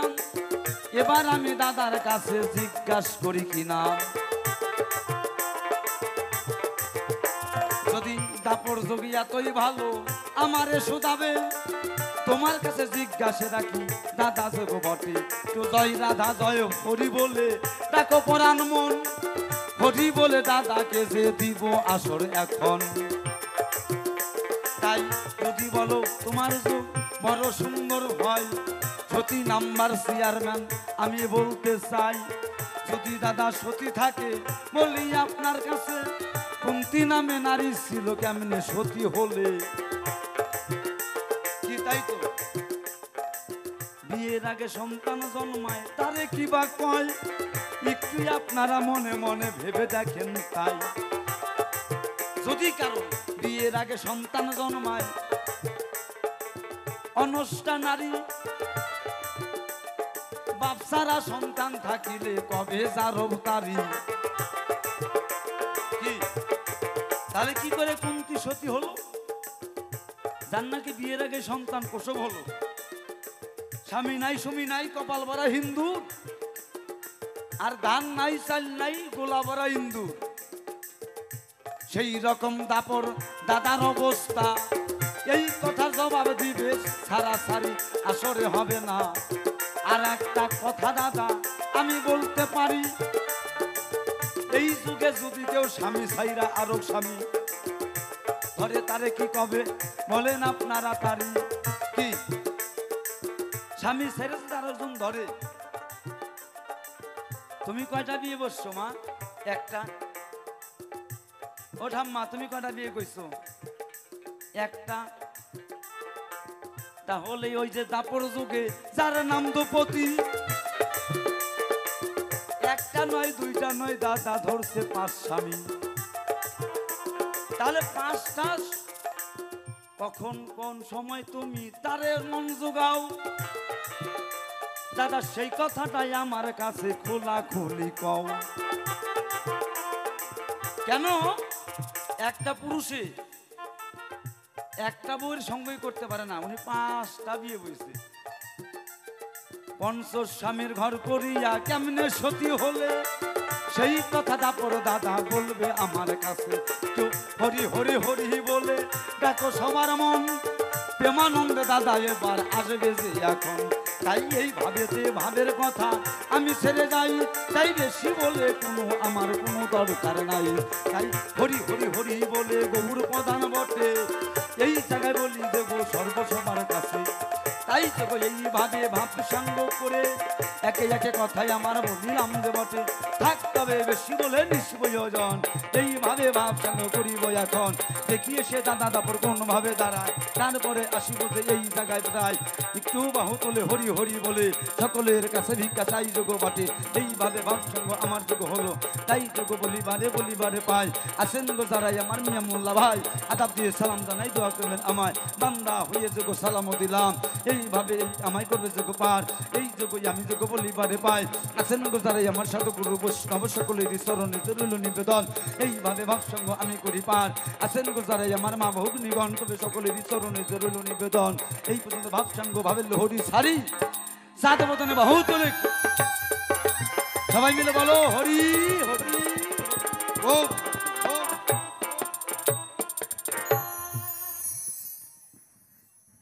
আমাদের পরেই নপুর আসবে, একদম আগুন শিল্পী গান গাবে। আমরা পালাটা শেষ দিই আর হবে।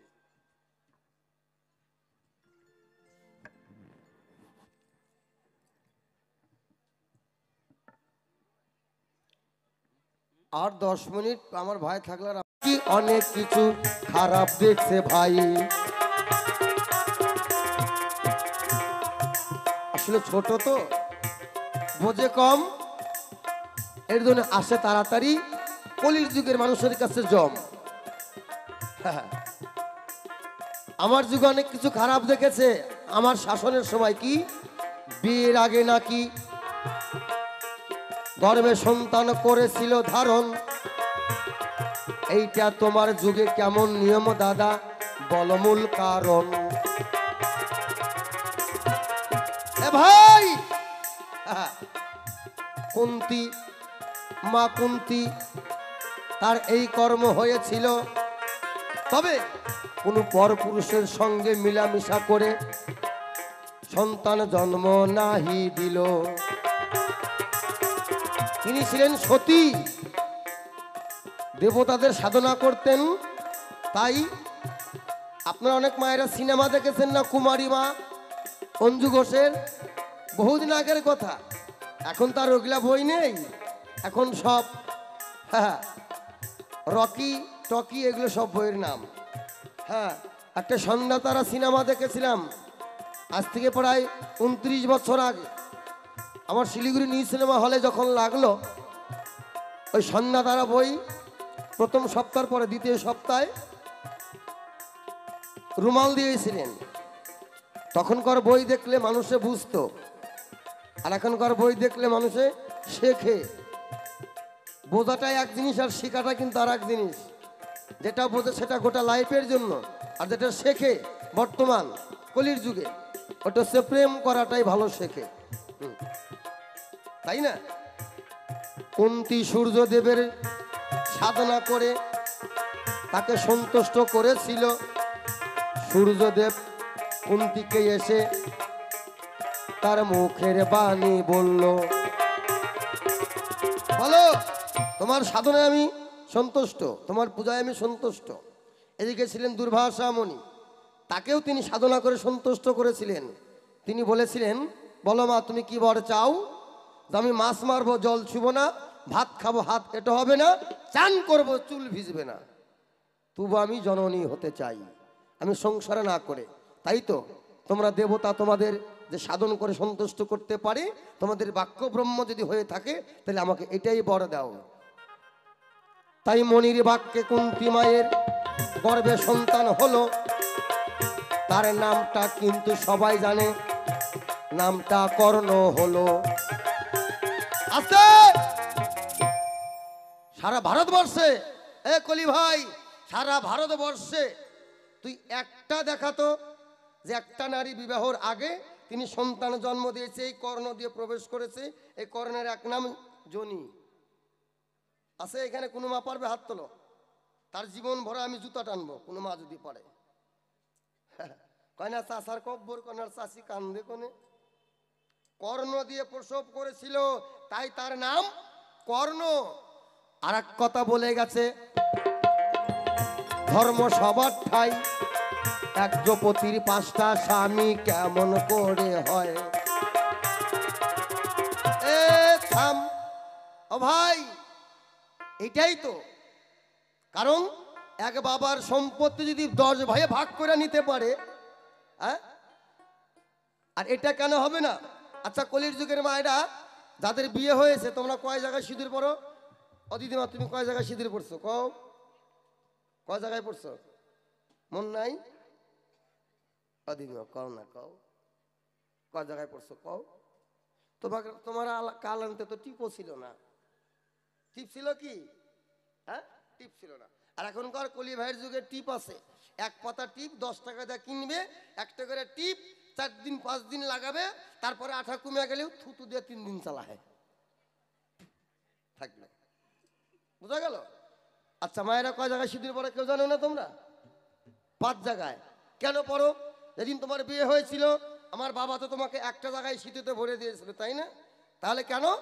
প্রত্যেকটা নারীর 5 জন করেই স্বামী।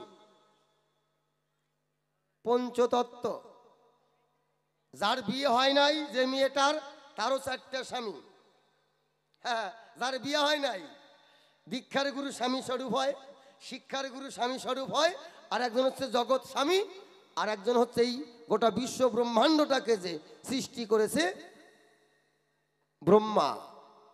অর্থাৎ ডাইন হাতের শাখায় যখন দিবে সিঁদুর, মন্ত্র আছে, এই মন্ত্র আমার কলি ভাইয়ের এই যুগে জানে না কেউ, তাই তো স্বামীদেরকে কেউ ঠিক রাখতে পারে না।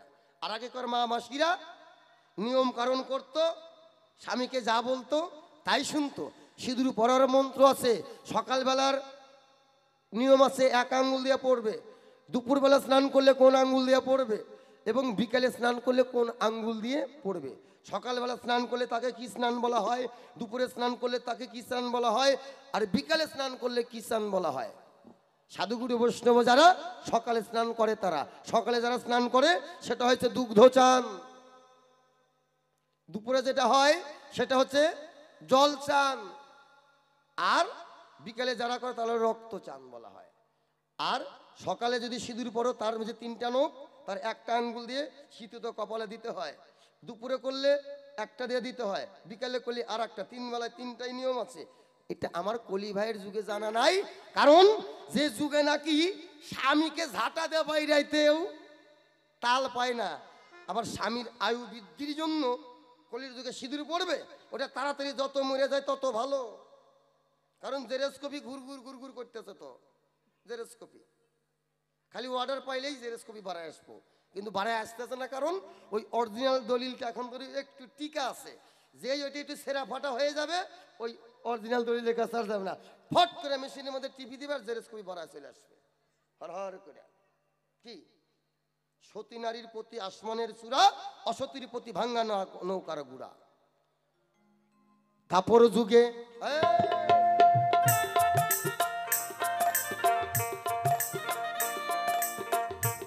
দাপর যুগে আমার ভাই খবর জানে না, সঠিকভাবেই শোনাবো আমার যুগের ঘটনা। দ্রৌপদী নামে একটা রাজকন্যা বটে ছিল, সেই ঘটনা তোমাদের কাছে একটু বলাই ভালো। দেখে যে একটা রমণী অপূর্ব সুন্দরী, তিনি রাজকন্যা, তো বলো বাবারে আমি যখন বলেই ফেলে দিয়েছি মাতৃবাক্য, এটা পালন করতেই হবে, তাই তিনি নিয়ম বিধি করে দিয়েছিলেন। অত দূরে যাচ্ছি না, সেই কারণে দ্রৌপদীর পঞ্চস্বামী হলো, তার একটু পূর্বের ঘটনা ধর্ম সবাই বলাই ভালো। এটাই কি শেষ? উনি রাজকন্যা, রাজবাড়িতে হাওয়াখানায় স্নান করে চুল শুকাচ্ছে, আর সমস্ত দাসীরা কেউ চুল শুকিয়ে দিচ্ছে, কেউ কেউ শরীরে তেল মালিশ করে দিচ্ছে, কেউ হাত পা টিপে দিচ্ছে। রাজকন্যা তো অভাব নেই তাদের দাস দাসীর।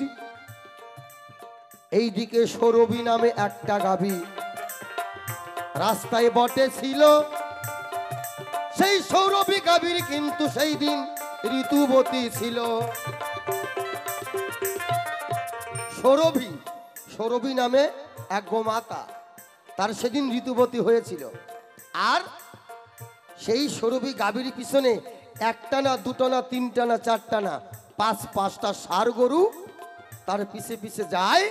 আর ওই দ্রৌপদী উপর থেকে দেখে দাসীদেরকে ডেকে বলছে, দেখ দেখ, দেখো দেখো দাসীরা, একটা গাভীর পিছনে 5টা ষাঁড়।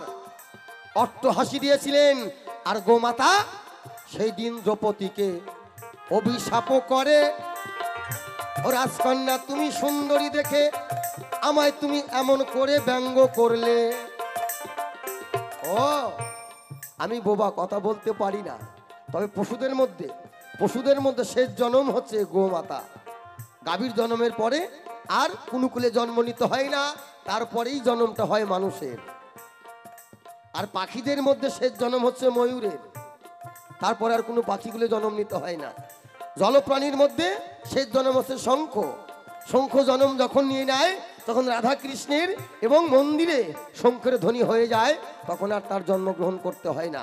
আর পশুদের মধ্যে হচ্ছে গাভী জন্ম শেষ জন্ম। আর ওই গাভী তখন অভিশাপ করেছিল, অমা দ্রৌপদী আজ আমি বোবাজনার, তাই আমার পিছনে 5টা ষাঁড় এসেছে, তুমি নিজে দেখলে আরো দাসীদেরকে এনে দেখিয়ে তুমি অট্টহাসি দিলে, আমিও করলাম অভিশাপ, তোমার 5টা স্বামীর সঙ্গে বিবাহ হবে। তাই বোবাজনার তাদের অভিশাপ লেগে গেছে। এটাই কিন্তু শেষ কথা নয়, আরো কিন্তু আছে। দ্রৌপদী 3 বেলা পূজা করতো, গিয়ে সাধনা করতো ভোলানাথের কাছে।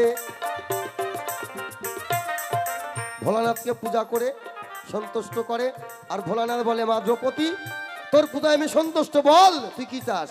বলে, বাবা আমি তোমার কাছে টাকা পয়সা কিছু চাই না, আমি একটা রাজকন্যা, রাজকুমারী, আমার বাবার অট্টালিকা সম্পদ, আমার বাবা রাজা, তো তুমি দিবা তো? ঠিক ভোলানাথের মতো তোমার মতো যেন একটা স্বামী পাই, তথাস্তু। আবার পূজা করে সন্তুষ্ট করলেন। বললো, মা বল এবার তুই কি বর চাস?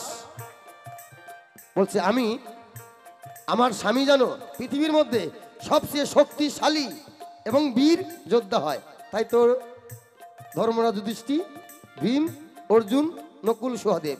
অর্জুন হচ্ছে সবচেয়ে বড় যোদ্ধা, বড় বীর, আর ধর্মের রাজাকে যুধিষ্ঠির। এইভাবে একে একে বর চেয়ে নিল যে আমার স্বামী যেন বড় ধার্মিক হয়, আমার স্বামী যেন সবচেয়ে বড় বীর হয়, আমার স্বামী যেন সবচেয়ে ঠান্ডা হয়। তাই নকুল হচ্ছে জলের মতো ঠান্ডা। এইভাবে একে একে 5টা বর চেয়ে নিছিল। তাই তো পঞ্চতত্ত্ব। এই তো তোমার কথার জবাব। কথাই মিটে গেল, দেখতে দেখতে মোদের সময় পার হইয়া গেল।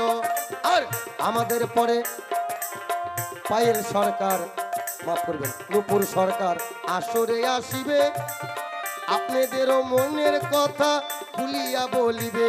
আর এসো এসো ও কলি ভাই তোমারে জানাই, কলির যুগে বেশি ভেজাল আমি দেখতে পাই। এ থাম, কলির যুগে ভেজাল বেশি। সাধুগুরু বৈষ্ণব আসলে দেয় কাঁচা কলা, গুরুদেব আসলে কাঁচা কলা, কাঁচা পেঁপে, আর শাশুড়ি আসলে, শ্বশুর আসলে ইলিশ মাছ, রসগোল্লা। এটা কেমন? এই তো কলির যুগের অবস্থা।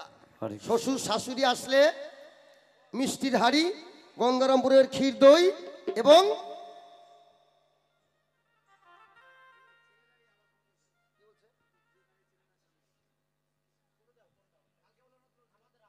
কই সেক্রেটারি কই? ডাকো, এখানে ডাকো। এর মনে এত দুঃখটা কেন? ওইটা আমার এই পালার মধ্যেই গানটা পড়ে, কিন্তু সময় কম তাই। কিন্তু আমার ভাই হচ্ছে কলির যুগের জম, সময়টা আমার ভাই বেশি নিয়েছে। বললাম যাক, দাদাকে আরাম দিচ্ছে।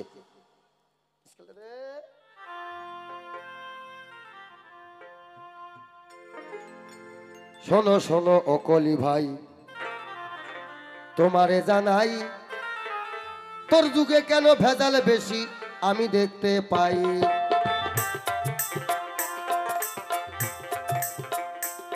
শ্বশুর শাশুড়ি বাড়িতে আসলে রসগোল্লা, ইলিশ মাছ পাই। আর গুরুদেব আসলে কেন খেসারির ডাল, কাঁচা কলা আর পিপে পাই। আচ্ছা, ইহার মানে কি হবে বলবে এই সভায়? গুরুদেবের বেলায় কাঁচা কলা কেন, খেসারির ডাল কেন হয়? ভালোই সুন্দর বলছে কথা। আপনাদের জানাই, শ্বশুর শাশুড়ি আসলে কাঁচা কলা দেয় না, গোসাই আসলে কাঁচা কলা দেয়, প্রকাশ করলো আমার দাদাই। হ্যাঁ, বাহ বাবা, তাড়াতাড়ি তাড়াতাড়ি, বেশি ঝুলানো যাবে না। ব্যাপার হয়েছে আসতে। যারা বিয়ে করে শ্বশুর বাড়ির থেকে যৌতুক আনে, কি ভাই, 50,000 টাকা, কানের দুল, আংটি, চেন, 220 বাইক। এই জায়গায় কি টেন্টি? 220 বাইক। তাহলে 220 বাইক আনে, এত টাকার সরঞ্জানি দেয় শ্বশুর বাড়ির লোক। একটা মেয়ে বিয়ে দিলে পরে এত টাকা খরচা হয়। তাহলে এর জন্য শ্বশুর শাশুড়ি একদিন আসবে। আর বাবার বেলায় যে পান্তা ভাত, শ্বশুর শাশুড়ি আসবে একদিন, তাহলে তারে যদি সম্মান না করি তাহলে পরে সেটা ভালো দেখায় না। তাই মিষ্টি দই গঙ্গারামপুরের দেই। পালে বাড়ি বিছে খাওয়া। হ্যাঁ, আর গুরু গুসাই আসলে কাঁচা কলা কেন দেই? গুরু গুসাই তো কিছু দেয় না, খালি নেয়। শুধু তাই না, গুরু গুসাইরে কাঁচা কলা, খেসারির ডেল দেই কেন? খেসারির ডেল খাইলে পরে এখনকার লোকের তো হজম শক্তি কম, একটু ডায়েট কন্ট্রোল করার জন্য কাঁচা কলায় টাইট হয়, এর জন্য কাঁচা কলা দেই। ও আচ্ছা আচ্ছা আচ্ছা আচ্ছা। হ্যাঁ, টাইট করার জন্য। মানে গুরুদেবরা শিষ্য বাড়ি যা যা খায় তাতে ডাইরেক্ট হয়ে যায়, হ্যাঁ। আর যদি খায় কাঁচা কলা হয় টাইট, তখন গুরুদেব করে ফাইট। বাহ, ভাইয়ের জ্ঞান বুদ্ধি ভালো আছে। এই যে তোমার কথার কথা কথায় মিঠে গেল, ওরে দাদা আর যদি কিছু থাকে এবার বলো। তোর যুগে জাগায় জাগায় ভেজাল দেখতে পাই, চলায় ভেজাল চাইলে ভেজাল, দুধে ভেজাল কথায় ভেজাল পাই। তোর যুগে ভেজাল সব জায়গায়। মোটেও না। হ্যাঁ, এই যে দুধের মধ্যে জল দেয়, এটা আমার যুগে ছিল না। আচ্ছা, দুধের মধ্যে জল দেয়, এই যে ভেজাল, এটা কারণটা কি? মোটেও ভেজাল না। তাহলে ব্যাপার বোঝো মা, অনেক বাড়িতে মোষ গাই, দেশি গাই, জার্সি গাই আছে। এখন ছোট শিশুকে যদি খাঁটি দুধ খাওয়াই, ওর পেটে কি হজম হয়? এই কারণে ভেজাল পথে। ওইটা নয় মায়েরা দিবে, কার ছেলে কিরকম ভাবে হজম করতে পারবে ওইটা মায়েদের ইচ্ছা মতো দিবে। ওই যে ঘোষের রাজা মিশে ওইটা করছি আমি। আরে ঘোষেরা মিশায় মায়ের যদি মনে না থাকে, তাই ঘোষেরা মিশিয়ে পাতলা করে দেয় যাতে হজম শক্তি তাড়াতাড়ি হয়। বাহ বাহ বাহ, ভাইয়ের বুদ্ধি আছে ভালো। এক ক্লাসে 8 বছর, এক ক্লাসে 8 বছর পড়ছে, বোঝেন নাই কত বুদ্ধি।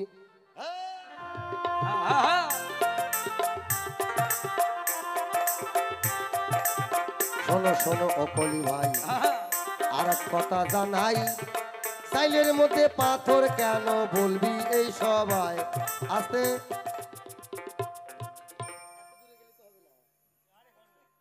চালের মধ্যে পাথর থাকে কারণ চাল যে ধান হয়, ধানের থেকে তো চাল হয়, তখন তো আর পাথর থাকে না।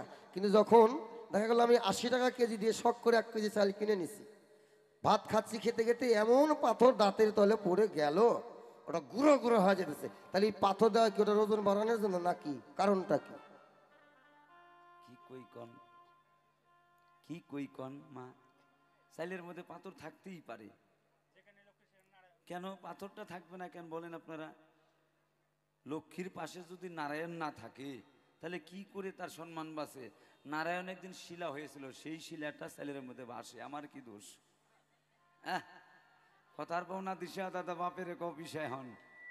ও মানে চাল হচ্ছে লক্ষ্মী, তার পাথর হচ্ছে নারায়ণ, নারায়ণ শিলা এক জায়গায় মিশামিশি থাকে। একজনে বাহ বাহ, বুদ্ধি ভালো আছে ভাই। এরপরে তুই নাপিত হবি।